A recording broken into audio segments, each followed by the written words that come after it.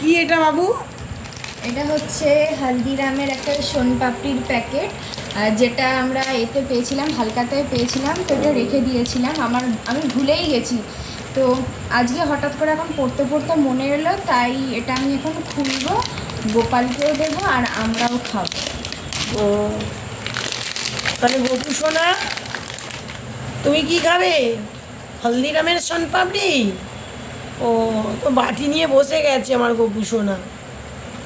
তো এই যে গোপু সোনা বসে আছে, আমার সোনা বাবা, সোনা বাবার নতুন খাটে বসে আছে। আর এই যে বালিশ তোষকের কভারগুলো কেচে দিয়েছি, তো এগুলো লাগানো হয়নি। তো গোপু সোনা ছিল ঘরে, এখন এসেছে বারান্দায়। আর এখন আমার একটু অসুবিধে হচ্ছে যে বাড়িতে কাজ হচ্ছিল, তো সব রং হচ্ছে, তো এখানে সব বসানো হয়েছে। খাটটা বড়, আর আমার যেখানে ঠাকুর থাকে ওখানে আবার গুছিয়ে রাখবো। ওখানে একটা আলাদা চৌকিতে ছিল বন্ধুরা, তো সেটা এখনও ঠিকঠাক হয়নি, তো ঘরেই ছিল। এখন আমার মেয়ে বললো, মা একটু তোমাদের গপুকে বাইরে নিয়ে আসি। করা আছে কি এটা পুরো পিস করা আছে।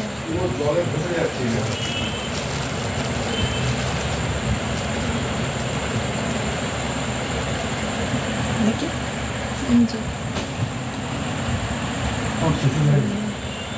অনেকটা দিয়েছে বল বাবু।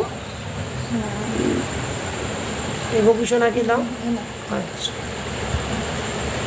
খাও গোপু সোনা, খাও। আর সোনা বাবা খাও, সোনা বাবাকে একটু জল দিতে হবে। অনেকটা দিয়েছে না বাক্সটা? বড়, এটার কোয়ান্টিটিটা।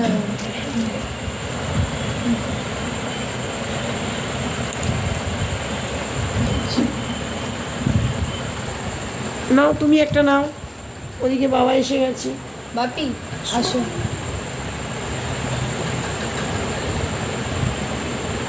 তো বন্ধুরা, কে কে সোনপাপড়ি খেতে ভালোবাসো সকলে চলে আসো।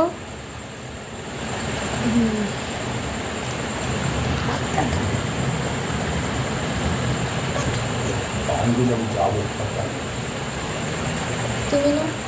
না, আমাকে দাও। তো বন্ধুরা, এই যে মেয়ে আমাকেও এক পিস দিয়েছে, আর এই যে মেয়েও খাবে। তো ও মিষ্টি খুব ভালোবাসে না, কিন্তু সোনপাপড়ি ভালোবাসে।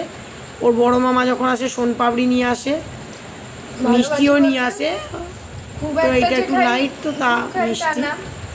মানে মাঝে আমার গোপু সোনা, তো আমার গোপু সোনাকে কেমন লাগছে বন্ধুরা কমেন্ট করে জানাবে।